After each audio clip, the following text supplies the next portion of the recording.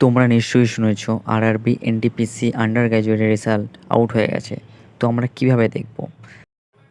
ক্রোমে আমরা সার্চ করব সরকারি রেজাল্ট ফিউচার .com।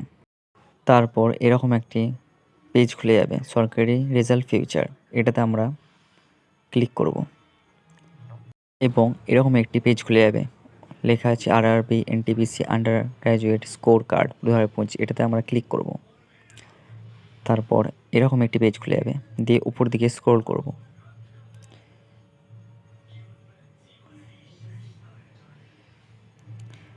এই যেখানে লেখা আছে রেজাল্ট স্কোর কার্ড, এটার লিঙ্ক 1-এ ক্লিক করব এবং এরকম একটি পেজ খুলে যাবে। এখানে রোল নম্বর বা রেজিস্ট্রেশন নম্বর দিয়ে, ডেট অফ বার্থটা দিয়ে এবং নিচে দেওয়া নাম্বারটি দিয়ে লগ ইন করলেই রেজাল্টটি বেরিয়ে যাবে।